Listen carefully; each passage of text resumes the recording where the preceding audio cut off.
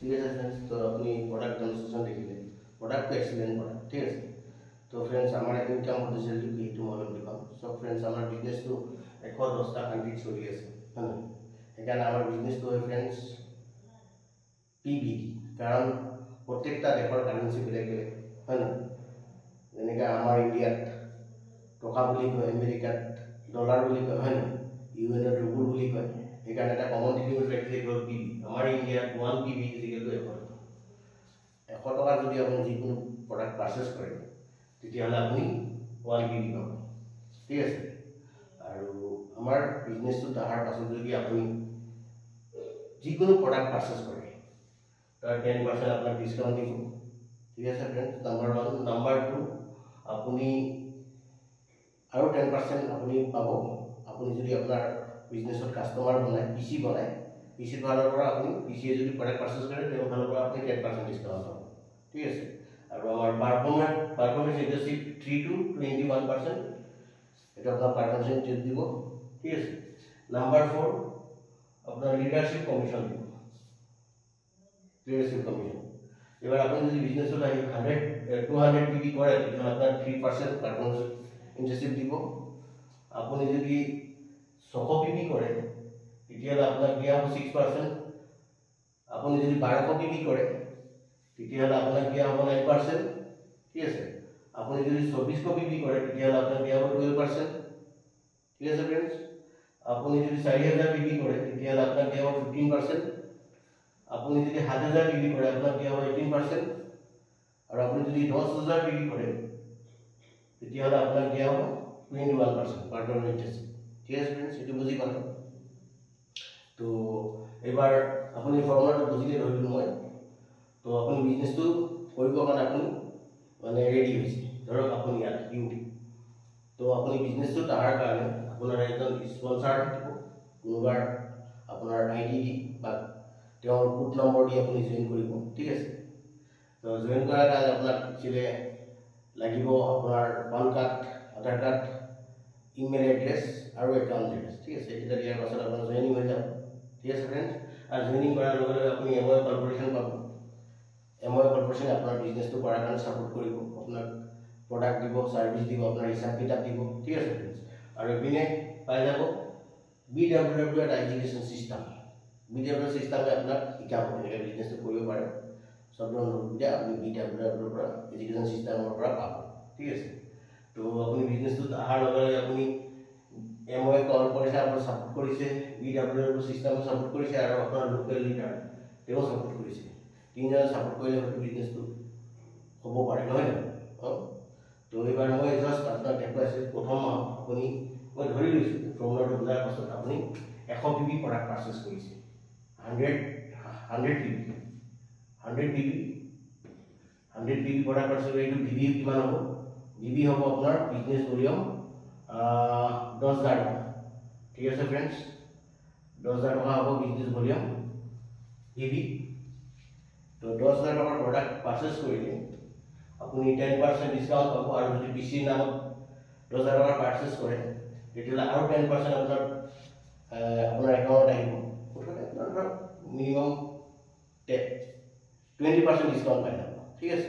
10% discount, 10% আপোনাৰ BCৰ নামত product কিনিলে BCৰ থ্ৰু দি আপুনি আৰু 10% পাই যাব, 20% পাই যাব। তো 10,000 টকাৰ বস্তু যদি আপুনি কিনে আৰু যদি 20% ডিছকাউণ্ট হৈ যায় বা 10% ডিছকাউণ্ট হয় আৰু 10% আপোনাৰ একাউণ্টত আহিলে কিমান ইনকাম হ'ব? মোটামুটি 2,000 টকা ইনকাম হৈ যাব, হয় নহয়? এইটো প্ৰথম মাহ ফ্ৰেণ্ডছ, ঠিক আছে। তো এইবাৰ আপুনি ধৰি লৈছোঁ মই আপুনি প্ৰডাক্টটো কিনি পেলাই ইউজ কৰিছে, হয় নহয়? ইউজ কৰি আপোনাক ভাল লাগিছে। তো প্ৰডাক্টটো ইউজ কৰি ভাল লাগিলে আপুনি মানুহক ক'ব নহয়, ক'ব, হয় নহয়? কিমান মানুহ ক'ব পাৰে? 10জন 20জন কিমান মানুহ ক'ব পাৰে? মই ধৰিছোঁ আপুনি 6জন মানুহ ক'লে যে বিজনেছটো 6জনে আপোনাৰ লগত মানে বিজনেছটো কৰিবলৈ ৰেডি হৈছে। বহুত মানুহ কৰাৰ পাছতে 6জন আপোনাৰ লগত ৰেডি হৈছে। 1 2 3 4 5 6জন আপোনাৰ লগত আহি গ'ল বিজনেছটো কৰাৰ কাৰণে। আপুনি আছিলে আৰু এতিয়া 6জনক পালে আপোনাৰ টিমটো হৈ গ'ল 7জনৰ টিম, ঠিক আছে। 7জন এটা টিম হ'ল। আৰু এইটো বিজনেছটো হ'ল ডুপ্লিকেশ্যন বিজনেছ। আপুনি যেনেকৈ প্ৰথম মাহত বিজনেছটো জইন কৰি আপুনি 100 বিক্ৰী কৰিছিলে মানে 10,000 টকাৰ প্ৰডাক্ট কিনিছিলে সিহঁতকো সেম কামটো শিকাই দিয়ে যে চোৱা মইতো 10,000 টকাৰ প্ৰডাক্ট পাৰ্চেছ কৰি 10% ডিছকাউণ্ট পালোঁ তাৰপিছত 10% মোৰ একাউণ্টত পালোঁ মানে 2,000 টকাৰ ইনকাম হ'ল তোমালোকৰ হ'ব পাৰে সেম কাম কৰি তো তেনেকৈ এওঁলোকে ছজনেও ধৰক 100 পিবিকে কৰিছে আৰু এওঁ 100 পিবি কৰিছে তো 7জনে 100কে কৰিলে 700 পিবি হ'ল 700 পিবি হ'লে এওঁ গুচি যাব 6% 600 পিবি 600 মানে 600তকৈ 100 বেছি হ'ল 700 কাৰণ তেওঁ 6% কমিশ্যন পাব 6% কমিশ্যন পাব ঠিক আছে তো 6% কমিশ্যনটো মোটামুটি ধৰি লওক আপোনাৰ মিনিমাম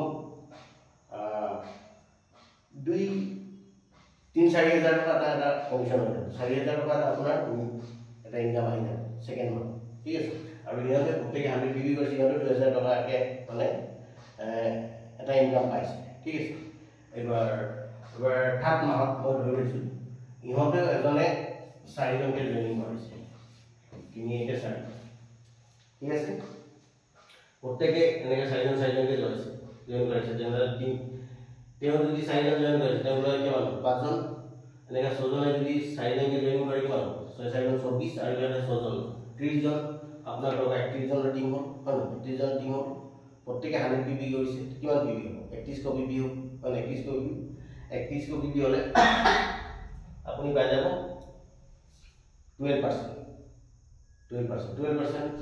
আৰু 3100 পিবি মানে আপোনাৰ বিজনেছ হ'ব মোটামুটি 3,10,000 টকা আপুনি 12% আহিব কিন্তু 12% নাপায় ফ্ৰেণ্ডছ কাৰণ আপোনাৰ টিমত 6জনেও আপোনাক সহায় কৰিছে বিজনেছটোত 12% পাব কাৰণে তো সিহঁতৰ যিটো কাম ইহঁতে 5জনৰ এটা গ্ৰুপ হ'ল 5জনে 500 পিবি কৰিছে আৰু টিচি লগাই তেওঁ 600 পিবি কৰিলে 600 পিবি কৰিলে তেওঁ 6% কমিশ্যন পাব তো আপোনাৰ 12ৰ পৰা 6 মাইনাছ হৈ যাব 6 মাইনাছ হৈ বাকী 3,10,000 টকাৰ আপুনি 6%কে কমিশ্যন পাব আৰু 3,00,000ৰ 6% কমিশ্যন পাব আৰু 10,000 টকা আপোনাৰ যিটো পাৰ্চনেল এইটোত আপুনি পুৰা 12%কে পাব ঠিক আছে তাৰপিছত আপোনাৰ ফ'ৰ্থ মাহত ধৰিছোঁ সিহঁতৰ এজনে 3জনকে জইনিং কৰাইছে 3জনকে জইনিং কৰাইছে তো 3-4 হয় নহয় 4টা গ্ৰুপ আছে 4 গ্ৰুপ 16 এওঁক লগাই 17জন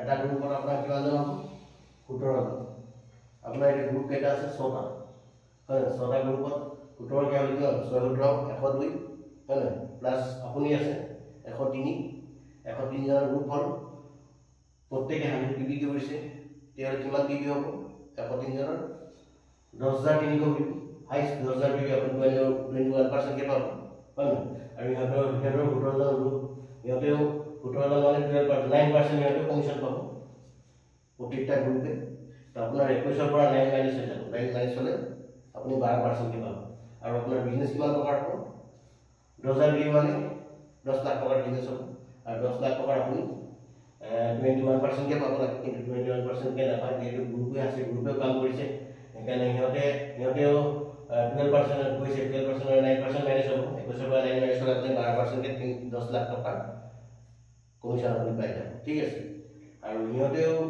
17জনৰ 9% মানে সিহঁতেও ধৰক 7,000 টকা 8,000 টকা মাহেকত পাব আৰু ইয়াত অহাৰ লগে লগে আপোনাক পোৱা হ'ব চিলভাৰ 21ত আহি পালে আপোনাক পোৱা হ'ব চিলভাৰ তো এইবাৰ এই চিলভাৰ ইনকাম মোটামুটি আপোনাৰ 1ৰ পৰা 1.5 লাখ টকা ঠিক আছে 1.5 লাখ টকা মান্থলি 1 লাখ টকা 1.5 লাখ টকা মাহেকত ইনকাম হৈ যায় এবাৰ এনেকৈ যদি আপোনাৰ এই 21% আপুনি 3 মাহ মেইনটেনেঞ্চ কৰে তেতিয়াহ'লে আপোনাক পোৱা হ'ব গ'ল্ড প্ৰডিউচাৰ যদি 6 মাহ মেইনটেনেঞ্চ কৰে আপোনাক পোৱা হ'ব প্লেটিনাম ঠিক আছে আৰু আপুনি যেতিয়া প্লেটিনাম হ'ব তেতিয়া আপোনাৰ একচুৱেলি কোম্পানীৰ ফালৰ পৰা আপোনাৰ ফৰেইনটো পোৱা ষ্টাৰ্ট হৈ যাব ঠিক আছে ফুৰাৰ কাৰণে আপুনি সুযোগ পাই যাব প্ৰতি বছৰে ঠিক আছে আৰু এনেকৈ যদি আপুনি 12 মাহ মেইনটেনেঞ্চ কৰে আপোনাক পোৱা হ'ব ফাণ্ডাৰ প্লেটিনাম ঠিক আছে আৰু আপুনি ইয়াত আহি ৰখি আছে আৰু এই দলৰ মানুহখিনি খেল কৰিছে ইয়ালৈ আহিব কাৰণে আৰু সিহঁতে যেতিয়া যিমান আগবাঢ়ি আহি আছে আপোনাৰ পৰা মাইনাছ হৈ আহিছে এজন ধৰি লৈছোঁ মই ইয়ালৈ আহি গৈছোঁ 21ত আপুনি 21ত আছে আপুনি 21ত লৈ আহিব 21ৰ পৰা 21 মাইনাছ হ'লে কি হ'ব 0 হয় ন 0 হ'ব কিন্তু 0 নহয় এওঁ 21টো লৈ ল'ব কিন্তু আপোনাক ইয়াৰ পৰা এই 6% কমিশন হলে আপোনাক মুভ কৰিব 6% কমিশন হলে আপোনাক দিয়া ষ্টাৰ্ট কৰিব 6% কমিশন আপুনি দিয়া ষ্টাৰ্ট কৰিব আৰু আজিৰ দিনত এটা লেগ যদি আপুনি ব্ৰেক কৰিব পাৰে এজনক যদি 21% লৈ আহিব পাৰে তেওঁৰ ফালৰ পৰা আপুনি 60,000 কোম্পানী প্ৰতিমাহ আৰু এনেকৈ যদি 3টা লেগ ব্ৰেক কৰে আপোনাক কোৱা হ'ব এমআৰ লেগটা মিনিমাম 3 বা 3.5 লাখ টকা এনেকৈ যদি 6টা লেগ ব্ৰেক কৰে আপোনাক কোৱা হ'ব diamond income minimum 8 to 10 lakhs per month ঠিক আছে ফ্ৰেণ্ডছ তো এইটো হ'ল বিজনেছ কনচেপ্ট তো ইয়াতে মই সামৰণি মাৰিব বিচাৰোঁ thank you and our host